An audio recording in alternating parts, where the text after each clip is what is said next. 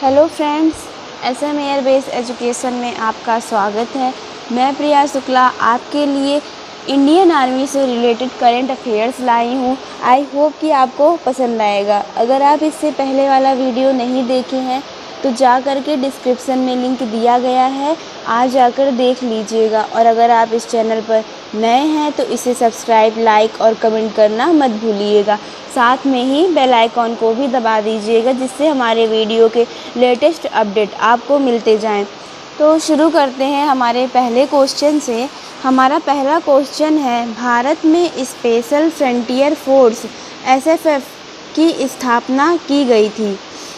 तो यहाँ पूछा है कि स्पेशल फ्रंटियर फोर्स की स्थापना किस सन में हुई थी। तो ऑप्शन आप पहला दिया गया है 1955, दूसरा 1962, तीसरा 1988, चौथा 1974। तो स्पेशल फ्रंटियर फोर्स की स्थापना 1962 वर्ष में हुई थी। तो यहाँ राइट आंसर हो जाएगा 1962। SFF जो था, इस बल में शामिल सैनिकों को IB रॉ और CIA द्वारा प्रशिक्षित किया जाता था। किसके द्वारा? IB रॉ और CIA द्वारा। हमारा अगला क्वेश्चन है, संयुक्त राज्य अमेरिका की नवीनतम रिपोर्ट के अनुसार वर्तमान में विश्व की सबसे बड़ी नौसेना है। यहाँ विश्व की सबसे बड़ी नौसेना पूछा गया है। तो ऑप्शन पहला दिया गया है चीनी नौसेना, दूसरा अमेरिकी नौसेना, तीसरा रूसी नौसेना, चौथा ऑस्ट्रेलिया नौसेना। तो USA की नवीनतम रिपोर्ट के अनुसार वर्तमान समय में चीनी नौसेना शक्ति दुनिया की सबसे बड़ी नौसेना का गठन करती है। तो इस रिपोर्ट के अनुसार चीन की कुल युद्ध क्षमता लगभग 350 जहाज़ों और पनडुब्बियों की है। तो हमारा यहाँ राइट आंसर हो जाएगा पहला। हमारा तीसरा क्वेश्चन है, वह भारतीय विमान वाहक पोत जिसे सेवा मुक्त किया जा रहा है। तो ऑप्शन नंबर यहाँ पहला दिया गया है INS विराट, दूसरा INS विशाल, तीसरा INS विक्रमादित्य, चौथा INS विक्रांत। तो 30 साल से अधिक समय तक भारतीय नौसेना में सेवारत INS विराट भारतीय नौसेना से सेवा मुक्त होगा। यह जहाज़ वर्ष 1986 में भारतीय नौसेना में शामिल किया गया था। इसे हाल ही में मेटल स्क्रैप कंपनी ने 38 करोड़ रुपए में ख़रीदा था। तो यहाँ राइट आंसर हो जाएगा हमारा पहला। हमारा अगला क्वेश्चन है, नेशनल क्रेडिट कोर NCC की बालिका विंग की स्थापना की गई थी। किस सन में की गई थी? पहला ऑप्शन यहाँ दिया गया है 1948 में, दूसरा 1942 वर्ष में, तीसरा 1950 वर्ष में, चौथा 1952 वर्ष में। तो नेशनल क्रेडिट कोर NCC की स्थापना 1948 वर्ष में की गई थी। जी, NCC सशस्त्र बलों की युवा शाखा है। NCC का जो मुख्यालय है वो नई दिल्ली में है। यह 1948 में स्कूल और कॉलेज की बालिकाओं को समान अवसर प्रदान करने के लिए नेशनल क्रेडिट कोर की स्थापना की गई थी। तो यहाँ हमारा पहला ऑप्शन नंबर राइट हो जाएगा। हमारा अगला क्वेश्चन है, भारतीय सशस्त्र बल द्वारा चीन के साथ तनाव के बीच किस परियोजना को पुनर्जीवित करने की घोषणा की गई। ऑप्शन यहाँ पहला दिया गया है प्रोजेक्ट चीता, दूसरा प्रोजेक्ट संघर्ष, तीसरा प्रोजेक्ट अमन, चौथा प्रोजेक्ट सूर्या। तो हाल ही में भारतीय सेना द्वारा चीन के साथ तनाव के बीच प्रोजेक्ट चीता को पुनर्जीवित करने की घोषणा की गई थी। जी, प्रोजेक्ट चीता को पुनर्जीवित करने का प्रस्ताव किसने रखा था? अजय कुमार के तहत एक नई गठित उच्च स्तरीय रक्षा मंत्रालय समिति को भेजा गया। तो यहाँ पहला ऑप्शन नंबर राइट हो जाएगा। हमारा अगला क्वेश्चन है, भारतीय वायुसेना में शामिल रफाल फाइटर जेट की अधिकतम एक लड़ाकू रेंज है। यहाँ पूछा है कि अधिकतम लड़ाकू रेंज क्या है। तो पहला ऑप्शन दिया गया है 1850 किलोमीटर, दूसरा 2100 किलोमीटर, तीसरा 2500 किलोमीटर, चौथा 3000 किलोमीटर। पहला ऑप्शन यहाँ हमारा राइट हो जाएगा। जी, राफेल एक multi role combat fighter jet है। यह किसी भी प्रकार की मिशन अर्थात जैसे हो गया हवाई टोही, हवाई वर्चस्व, नज़दीकी हवाई सहायता, ज़मीनी सहायता का संचालन करने में सक्षम है। इसकी एक लड़ाकू रेंज 1850 किलोमीटर और अधिकतम गति 1.8 है। तो यहाँ हमारा राइट आंसर हो जाएगा पहला। हमारा अगला क्वेश्चन है कि कारगिल युद्ध के दौरान भारतीय वायुसेना द्वारा संचालित सैन्य ऑपरेशन का नाम क्या था? तो पहला ऑप्शन दिया गया है व्हाइट सी, दूसरा विजय, तीसरा अजय, चौथा पराक्रम। तो 26 जुलाई 2020 को संपूर्ण भक्ति कारगिल विजय दिवस का आयोजन किया गया। यह 26 जुलाई 1999 को भारत सरकार द्वारा गठित भारतीय थल सेना के ऑपरेशन विजय के समापन के उपलक्ष्य में प्रतिवर्ष आयोजित किया जाता है। कारगिल युद्ध के दौरान भारतीय वायुसेना द्वारा ऑपरेशन व्हाइट सी का आयोजन किया गया, जिसका मुख्य उद्देश्य है पाकिस्तानी को सेना को नियमित और अनियमित सैनिकों को भारतीय क्षेत्रों से हटाना था। तो यहाँ पहला ऑप्शन राइट हो जाएगा। हमारा अगला क्वेश्चन है DRDO की प्रयोगशाला जिसके द्वारा देश का प्रथम एंटी टॉर्पीडो डेपो सिस्टम विकसित किया गया। तो ऑप्शन आपकी स्क्रीन पर दिया गया है। पहला नौसेना विज्ञान और प्रौद्योगिकी प्रयोगशाला, दूसरा समुद्र विज्ञान प्रयोगशाला, तीसरा उपरोक्त दोनों, चौथा उपरोक्त में से कोई नहीं। तो टॉर्पीडो एक स्वचालित पानी के नीचे मिसाइल है जिसे सतह के पोत, पनडुब्बी और हवाई जहाज़ से लॉन्च किया जा सकता है। हाल ही में DRDO की प्रयोगशाला नौसेना विज्ञान प्रौद्योगिकी प्रयोगशाला और नौसेना भौतिक और समुद्र विज्ञान प्रयोगशाला द्वारा देश का प्रथम एंटी टॉर्पीडो डेका सिस्टम विकसित किया गया। तो हमारा पहला ऑप्शन यहाँ पे राइट हो जाएगा। हमारा अगला क्वेश्चन है terminal high altitude area defence किस प्रकार की बैलिस्टिक मिसाइल है? तो पहला ऑप्शन दिया गया है सतह से सतह, दूसरा हवा से सतह, तीसरा सतह से हवा, चौथा हवा से हवा। तो terminal high altitude area defence यह एक अमेरिकन सतह वाली एंटी बैलिस्टिक मिसाइल है डिफेंस सिस्टम है जिसे कम, मध्यम और मध्यवर्ती रेंज वाली बैलिस्टिक मिसाइलों को अपने टर्मिनल चरण में नष्ट करने के लिए बनाया गया है।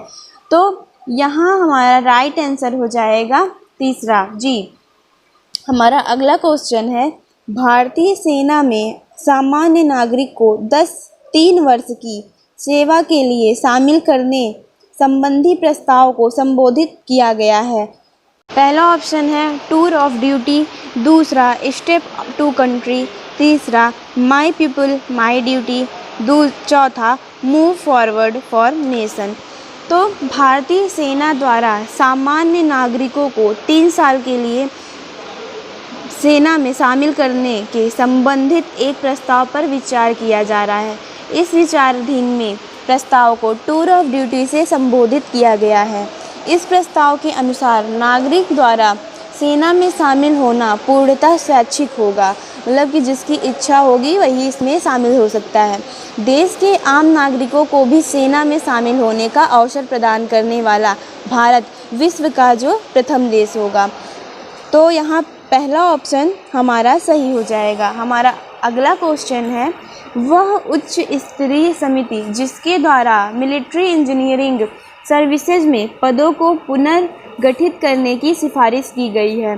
तो पहला ऑप्शन दिया गया है BN श्री कृष्ण समिति, दूसरा शेखतकर समिति, तीसरा संजय कोठारी, चौथा गुरप्रीत सिंह संधू।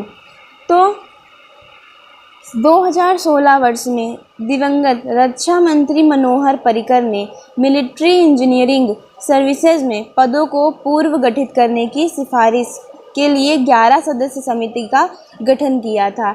इस समिति की अध्यक्षता जो है लेफ्टिनेंट जनरल शेखतकर द्वारा की गई है। तो हमारा यहाँ शेखतकर समिति राइट आंसर हो जाएगा। हमारा अगला क्वेश्चन है भारतीय नौसेना द्वारा विदेशों से भारतीय नागरिकों को वापस लाने के लिए किस ऑपरेशन का संचालन प्रारंभ किया गया? तो पहला ऑप्शन है समुद्र से, दूसरा गुडविल, तीसरा लोकायन, चौथा निकासी। जी, भारतीय नौसेना द्वारा विदेशों से भारतीय नागरिकों को वापस लाने के लिए समुद्र से सेतु का संचालन किया गया। जी, इस ऑपरेशन के तहत भारतीय नागरिकों की निकासी शुरू करने के लिए INS जलस्वा और मागर ने मालदीव में माले की बंदरगाह के लिए प्रस्थान किया। तो हमारा यहाँ राइट आंसर हो जाएगा पहला। हमारा अगला क्वेश्चन है, राष्ट्रीय और अंतर्राष्ट्रीय वायु सैनिक अभ्यास पिच ब्लैक का आयोजन द्विवार्षिक किस देश द्वारा किया जाता है? तो पहला ऑप्शन दिया गया है रूस, दूसरा ऑस्ट्रेलिया, तीसरा कनाडा, चौथा फ्रांस। राष्ट्रीय और अंतर्राष्ट्रीय वायु सैनिक अभ्यास पिच ब्लैक का आयोजन ऑस्ट्रेलिया देश द्वारा किया जाता है। जी, यह युद्ध अभ्यास सर्वप्रथम वर्ष 1990 में सिंगापुर के सहयोग से प्रशिक्षण कार्यक्रम के रूप में प्रारंभ किया गया। यस, हाल ही में रॉयल ऑस्ट्रेलियाई वायुसेना द्वारा कोविड-19 के खतरों के कारण पिच ब्लैक युद्ध का अभ्यास को स्थगित कर दिया गया। तो हमारा यहाँ राइट आंसर हो जाएगा दूसरा। हमारा अगला क्वेश्चन है, द्वितीय विश्व युद्ध में किस देश द्वारा पहली बार एंटीशिप मिसाइल विकसित की गई? तो पहला ऑप्शन दिया गया है ब्रिटेन, दूसरा जर्मनी, तीसरा इटली, चौथा अमेरिका। तो द्वितीय विश्व युद्ध में जर्मनी द्वारा पहली बार एंटीशिप मिसाइल विकसित की गई। तो पहला ऑप्शन हो जाएगा जर्मनी। जी, एंटीशिप मिसाइल वह मिसाइल है जो इनका इस्तेमाल बड़ी नाव और जहाज़ों के खिलाफ किया जाता है। जी, हिटलर के शासनकाल के दौरान जर्मनी द्वारा पहली एंटीशिप मिसाइल विकसित की गई। तो हमारा यहाँ राइट आंसर हो जाएगा दूसरा। हमारा अगला क्वेश्चन है, वह देश जिसके द्वारा हाल ही में भारत को हार्पून एयर लॉन्च मिसाइल बिक्री को स्वीकृति प्रदान की? तो पहला ऑप्शन दिया गया है अमेरिका, दूसरा ब्रिटेन, तीसरा रूस, चौथा जर्मनी। तो हम जिसके द्वारा हाल ही में भारत को हार्पून एयर लॉन्च मिसाइल बिक्री स्वीकृति प्रदान की, वह अमेरिका है। तो हमारे यहाँ राइट आंसर हो जाएगा पहला। जी, 14 अप्रैल 2020 को USA ने भारत को टॉर्पीडो लाइटवेट मिसाइल और हार्पून एयर लॉन्च मिसाइलों को मंजूरी दे दी थी। तो यहाँ राइट आंसर हमारा हो जाएगा पहला।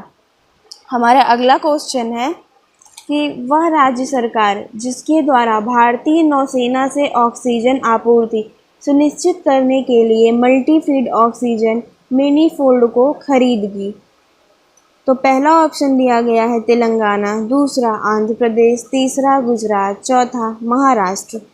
तो 2 अप्रैल 2020 को आंध्र प्रदेश सरकार ने कोरोना वायरस संक्रमित लोगों को ऑक्सीजन की पूर्ति के लिए मल्टी फीड ऑक्सीजन मैनिफोल्ड की खरीद को स्वीकृति दी। यह मल्टी फीड ऑक्सीजन मैनिफोल्ड भारतीय नौसेना के विशाखापत्तनम स्थित प्रयोगशाला द्वारा विकसित की गई थी।